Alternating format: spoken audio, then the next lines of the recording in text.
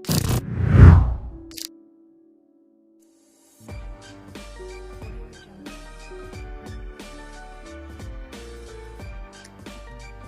everybody, it's your boy Be Humble back with another military tale.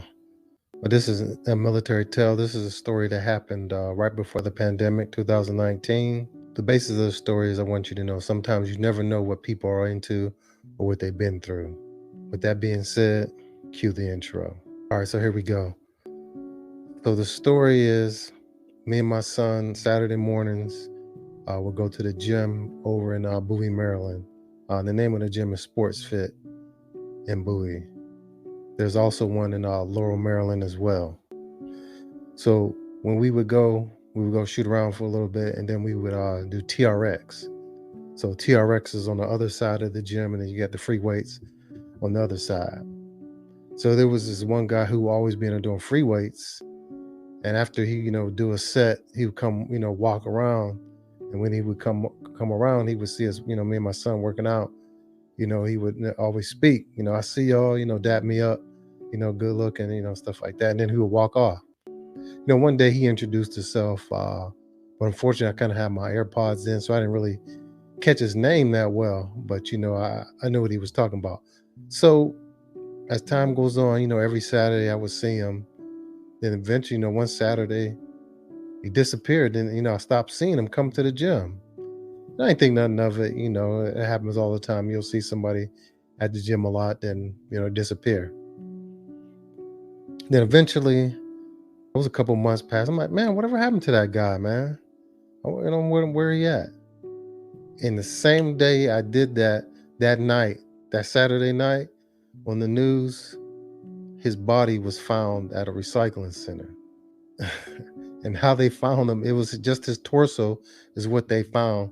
And it's how by his tattoos, is how they were able to identify this man.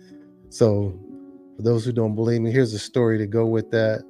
So I want you guys to check this out. And like I said, this happened right down here in Maryland.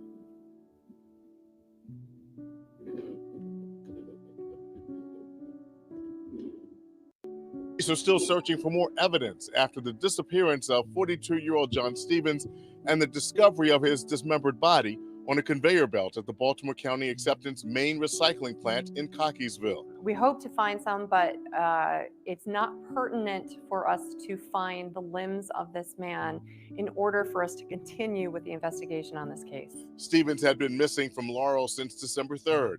He was last seen in the 14,700 block of 4th Street in Laurel. Investigators say tattoos, including a distinct mural of his son, helped them determine who he was. He had a tattoo on his chest with a name on it.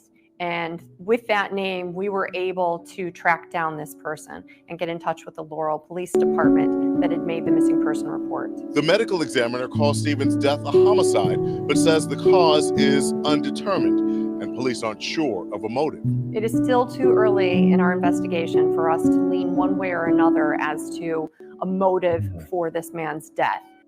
Police are trying to determine which recycling truck brought in the body and which route it took, along with where Stevens was killed.